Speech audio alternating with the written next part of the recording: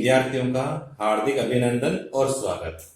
हमने पिछली बार देखा था कि किस प्रकार से नाजी पार्टी जो होती है वो जर्मनी के अंदर जो है बहुमत जो है प्राप्त कर लेती है और एक प्रभावशाली बड़ा दल जो है बनकर वो उभरती है। अब आज जो हम पढ़ेंगे वो है लोकतंत्र का ध्वंस, किस प्रकार से जो है लोकतंत्र का ध्वंस होता है।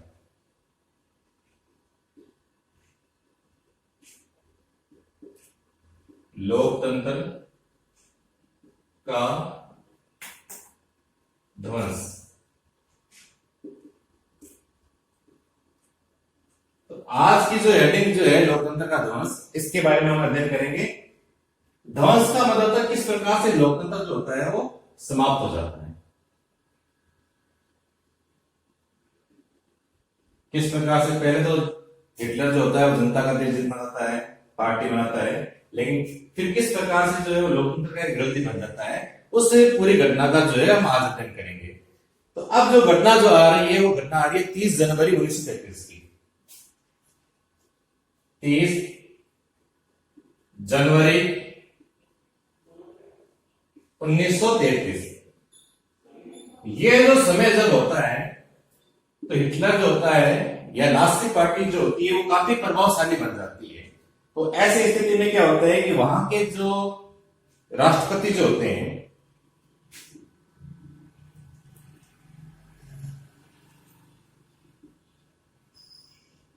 जिनका नाम होता है हिंडनबर्ग,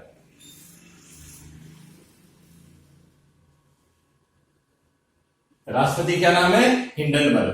और ये हिंडनबर्ग जो होते हैं ये न्योता देते हैं, किसको देते हैं? हिटलर को, कि आप जो है चांसलर बन जाए। तो चांसलर बनने के लिए जो है हिटलर को जो है न्योता दिया जाता है। और चांसलर जो होता है जैसे प्रधानमंत्री की तरह पद होता है, सारे कार्य जो है चांसलर के द्वारा किया जाता है, काफी शक्तिशाली पद होता है। शासन के अंदर जो है क्या होता है? काफी शक्तिशाली पद होता है। इस पद के लिए जो है आमंत्रित जो है न्योता जो है जर्मनी के राष्ट्रपति जो होते हैं हिंडनबर्ग के द्वारा जो है वो दिया जाता है। ये होने से जो होता है मंत्रिमंडल का शक्तिशाली पद था। अब जो है इस पद को वो ग्रहण कर लेते हैं और वो काफी जो है शक्तिशाली बन जाते हैं।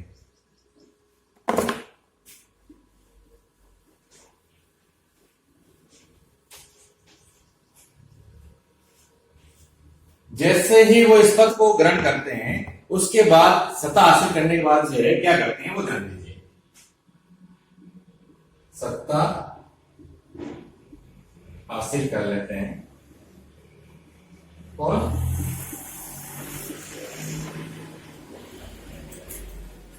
अब ये क्या करते हैं कि लोकतांत्रिक जो शासन व्यवस्था है या संरचना जो है उसको जो है और संस्थाओं को ये भंग करना शुरू कर देते हैं।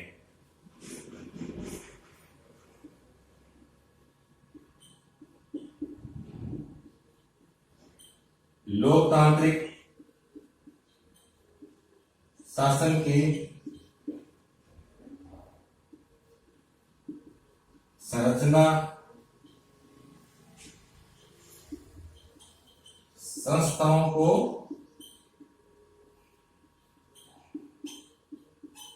भंग इनको समाप्त करना जो है शुरू कर देते हैं।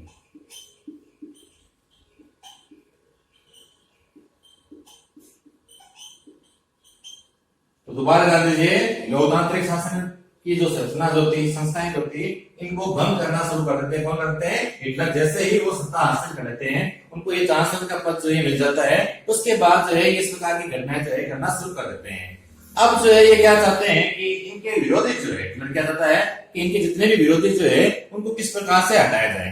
तो इसके लिए एक प्रकार की इनकी जो पार्टी जो होती है नाजी पार्टी, वो क्या करते हैं, वहां की जो संसद जो होती है जिसका नाम था राइक्सटाग, उस संसद के अंदर जो आग लगा देते हैं। और आग लगा देने के बाद में जो है जो अपने विरोधी लोग जो होते हैं उनको उस केस के अंदर फंसाते हैं और उनको मारने का प्रयास जो है वो करते हैं। हम आगे घटना के अंदर हम देखेंगे। अब फरवरी के अंदर क्या होता है ध्यान दीजिए।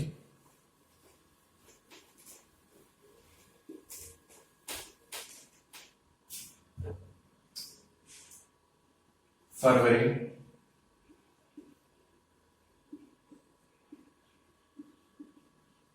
रहस्यमय ढंग से जो है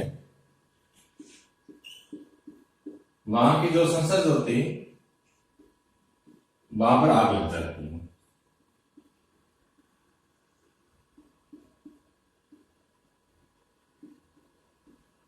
और उस घटना का फायदा कौन उठाता है?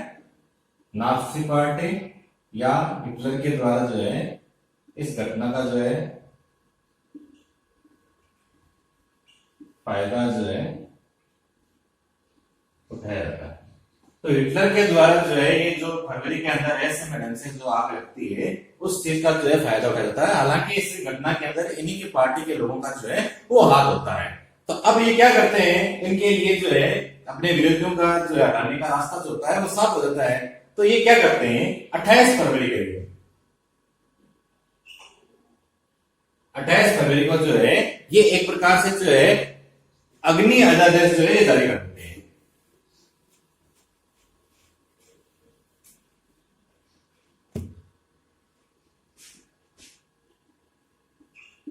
अग्नि अध्यादेश जो है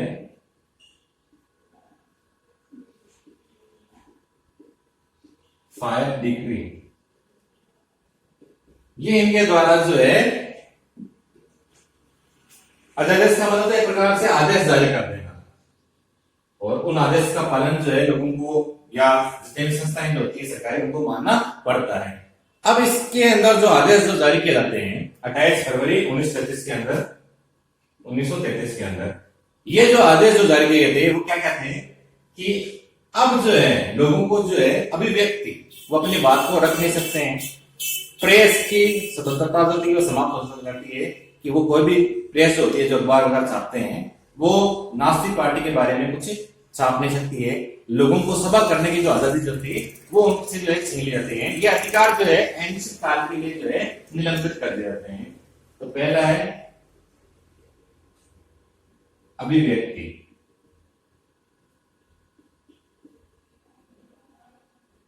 तो अभिव्यक्ति की जो स्वतंत्रता जो थी वो समाप्त कर दी जाती है। प्रेस की स्वतंत्रता जहां अखबार बदल सकते हैं,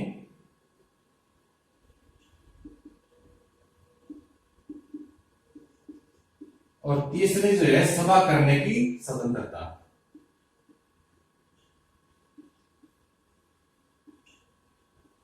अब ये कोई भी व्यक्ति जो है अपनी बात को प्रकट नहीं कर सकता है। कोई भी अखबार वाला जो है किसी पार्टी के बारे में विरोध में नहीं छाप सकता है, लोग सभा नहीं कर सकते हैं। तो ये सब जो चीजों के लिए जो मना कर दिया गया तो ये भी एक प्रकार से उसकी तानाशाही हो गई थी कि वो अपनी मनमानी जो है वो कर रहा था। और हम क्या देखते हैं कि इससे पहले जो था वो था वाइमर का संविधान, वो इन चीजों पर बहुत अधिक मात्रा पर बल देते थे। तो वाइमर का जो संविधान जो था उसमें ये सारे अधिकार दिए गए थे कि आप जो प्रेस के अंदर किसी के बारे में छाप सकते हैं गलत कार्य कर रहा है, लोगों को अपनी बात रखने का हक था, लोग आपस में सभा कर सकते थे। ये सारी विशेषताएं किसकी थी? वाइमर संविधान की थी। लेकिन हिटलर ने क्या किया था? इन सबको जो है निलंबित कर दिया था, एक बार के लिए इनको हटा दिया गया था। इनकी ये अधिकार जो है इन लोगों के पास में जो है नहीं रहेगा। अब जो इनके जो विद्रोही जो थे, कम्युनिस्ट पार्टी के जो लोग होते वो लोग इनके विद्रोही थे, तो इनको किस प्रकार से जो है कैद किया जाए या उनको मारा जाए। तो एक जो है कंसंट्रेशन जो है एक कैंप जो है उनकी व्यवस्था की गई थी।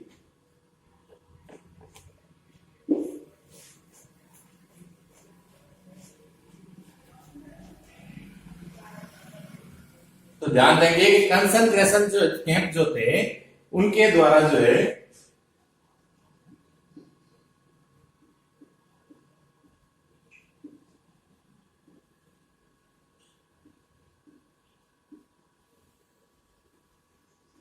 तो कंसंट्रेशन कैंप जो है उनके माध्यम से जो है जितने भी कम्युनिस्ट जो थे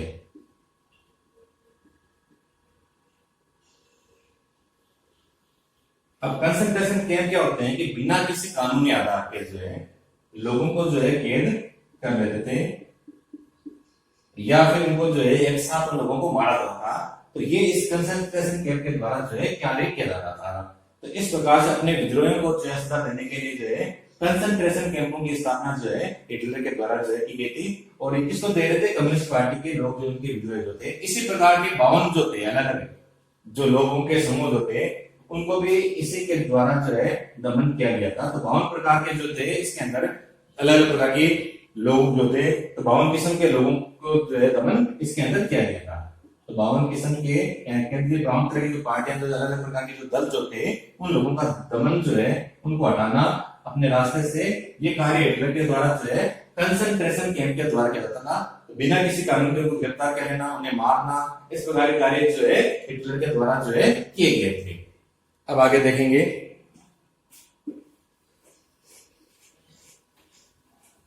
कि किस प्रकार से हिटलर जो है वो कम्युनिस्ट पार्टी के लोगों को, अन्य जो उनके विद्रोह जो थे उनको वो हटा रहा था। अब ये 3 मार्च जो है 1933 को जो है विशेषाधिकार जो है अधिनियम पारित कर देते हैं। 3 मार्च 1933 इस समय ये जो है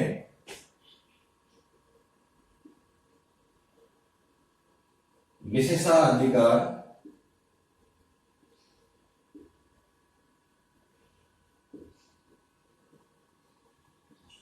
अधिनियम जो है ये पारित कर दिया जाता है। तो विशेषा अधिनियम जो अधिकार जो थे, अधिनियम जो था इसको जो है पारित जो है इनके द्वारा कर दिया जाता है। अब इसके द्वारा क्या होता कि अब जो है तानाशाही की स्थापना हो जाएगी, वो अपनी मनमानी करेगा, और संसद जो है इससे क्या हो गई थी, हाशिए पर चली गई थी। हाशिए का मतलब होता है जैसे हम पढ़ते हैं तो जो लिखते हैं उसके साइड में भाग जो होता है, लाइन जो हम कहते हैं इस प्रकार से किताबों के अंदर हम देख रहे हैं, तो ये वाला भाग जो है इसे हम हाशिए का ध्यान कुछ लिखते नहीं है, यानी किनारे पर जो है कर देता है। तो हाशिए पर जो करने संसद को हाशिए पर कौन करता है, हिटलर करता है। और किसके द्वारा करता है, इस विशेषाधिकार अधिनियम, इस अधिनियम ऐसा बना देता है, पारित कर देता है जिसके द्वारा अब संसद कोई भी कार्य नहीं करेगी, और हिटलर के द्वारा जो है अब अध्यादेश जारी किए जाएंगे। अध्यादेश का मतलब किसी प्रकार के जो आदेश वगैरह जो होते हैं, जब मान लीजिए संसद वगैरह नहीं चल रही होती है वर्तमान में, तब जो है इस प्रकार के अध्यादेश जो है राष्ट्रपति जारी करता है। लेकिन ये हिटलर जो है संसद को हाशिए पर कर देता है और अपनी तरफ से जो अध्यादेश जो है ये जारी कर देता है। और इन जारी करने का कारण क्या था कि जितने भी जो दूसरी पार्टी के लोग जो थे उनको किस प्रकार से जो है उन पर पाबंदी लगाया जाए, उनको जो अपने रास्ते से जो है वो हटाया जाए। अब ध्यान दीजिए, जो नाजी पार्टी थी जिसके हाथ जो हिटलर थे या उनके जो सहयोगी संगठन जो भी थे या पार्टियां जो भी थी, इनके अलावा जो भी लोग जो थे, पार्टियां जो थी, उन पे ऊपर जो है प्रतिबंध लगाने का कार्य जो है इनके द्वारा हिटलर के द्वारा जो है किया जाने लगा था। तो और कोई भी तरह की जो पार्टियां हैं, संगठन है, ट्रेड यूनियन है या पार्टियां जो भी है, उन पर तो पार्टियों और ट्रेड यूनियनों इन पर जो है पाबंदी लगा दी गई थी कि ये कोई भी तरह का जो है, क्योंकि ये इतना कार्य कर रहा था, पता था कि ये भी हिटलर के विरुद्ध में कुछ ना कुछ कार्य करेंगे, तो पार्टियों के ऊपर जो भी संगठन वगैरह यूनियन बनी हुई थी, ट्रेड यूनियन, उन पर जो है इनके द्वारा जो है पाबंदी लगा दी गई थी। अब जो है अर्थव्यवस्था है, मीडिया है, सेना है, न्यायपालिका जो है, इनके ऊपर जो है राज्य का नियंत्रण जो स्थापित हो जाता है। दोबारा ध्यान दीजिए, कौन कौन सी है, अर्थव्यवस्था, मीडिया, सेना और न्यायपालिका।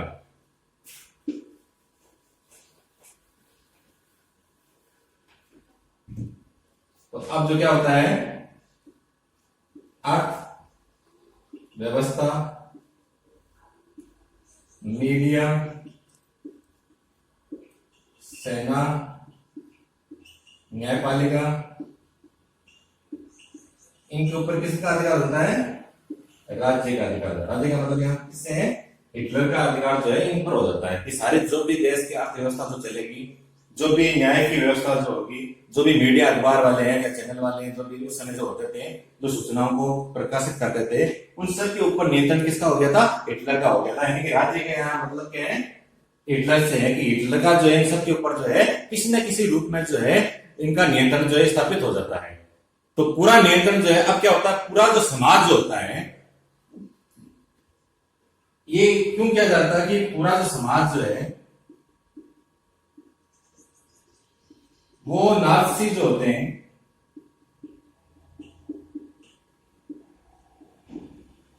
नाजियों के हिसाब से जो है नियंत्रित हो सके। तो कहने वाला है पूरे क्षेत्र के ऊपर जो है हिटलर जैसे चाहता है वैसे के वैसे सारे लोग कार्य करें, इसलिए ऐसा किया जा रहा है। अब जाहिर सी बात है कि ऐसा अगर करेंगे तो जनता जो नाराज होगी, किसी न किसी तरह के विद्रोह की जो आशंका रहेगी।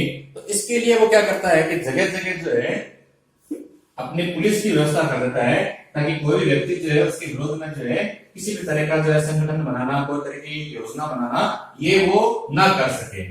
तो इस संगठन के अंदर जो है तो विशेष निगरानी के जो है सुरक्षा दस्ते जो होते हैं वो गठित किए जाते हैं। पूरे समाज के अंदर जो है निगरानी रखी जाती है। तो हम देखते हैं क्योंकि जो ड्रेस होती है वो हरी थी, तो हरी वर्दी वाले पुलिस तो थे।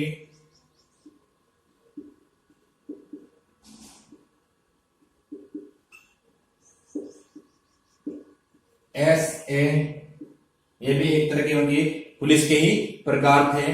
गेस्टापो, ये जानने की प्रश्न आ सकता है कि गेस्टापो किसे कहते हैं। तो जर्मनी के अंदर जो गुप्तचर पुलिस जो थी उनको हम क्या कहते हैं? गेस्टापो कहते हैं। दोबारा ध्यान सुन लीजिए, प्रश्न हमारे आ सकता है कि गेस्टापो किसे कहते हैं। तो जर्मनी के अंदर जो गुप्तचर पुलिस जो थी उनको हम क्या कहते हैं? गेस्टापो कहते हैं। इनके अलावा जो है राज्य पुलिस थी, अपराध नियंत्रण पुलिस थी, सुरक्षा सेवा थी। तो ये इस सभी तरह की जो पुलिस जो थी इनका कार्य क्या था कि वहां जो भी लोग कोई भी तरह का जो विरोध करते हैं उनको कैद करना, और उसके बाद में जो है ये गेस्टापो जो होते हैं इनके जो यंत्रणा के अंदर जो बने हुए थे जहां पर जो है लोगों को कैद किया जाता था, तो ये लोग जो है बिना किसी कानून के लोगों को जो है शक के आधार पर गिरफ्तार कर सकते थे, उन्हें कैद करके सजा दे सकते थे। तो इस प्रकार से इनके ऊपर कोई तरह की रोक टोक नहीं थी, इनके ऊपर रोक टोक नहीं थी जो पुलिस वगैरह जो थी। तो ये अपनी मनमानी जो है ये कर रहे थे, और एक प्रकार से जो है वहां पर एक बहुत ही जो है निर्दयी शासन व्यवस्था जो है वहां पर स्थापित हो चुकी थी। तो इस प्रकार की व्यवस्था जो होती है जिसे हम मनमानी कहते हैं, तो होती है तानाशाही, यानी कि एक व्यक्ति जो होता है अपनी मनमानी करता है। इस प्रकार की व्यवस्था जो है जर्मनी के अंदर हो गई थी, और ये पुलिस जो थी इनके ऊपर कोई तरह का नियंत्रण नहीं था। तो इसकी वजह से जो ये जो है अपनी मनमानी कर रहे थे। अब इसके अंदर क्या देखा अभी आज जो पढ़ा था कि किस तरह से हिटलर जो था शुरुआत के अंदर जो है नाजी पार्टी के रूप में उभरा था, लोगों को मन जीता था, लेकिन जैसे ही वो सत्ता के अंदर आता है, जैसे ही वो चांसलर बन जाता है, तो वो लोकतंत्र को समाप्त कर देता है, और लोकतंत्र को समाप्त करने के बाद में वो अपनी मनमानी करता है। अपने जितने भी विरोधी लोग जो होते हैं उनको वो मरवाता है, या फिर जनता को जो अपने हिसाब से चलने के लिए जो है वो तैयार करता है। तो इस अध्याय को आप ढंग से पढ़ना। धन्यवाद।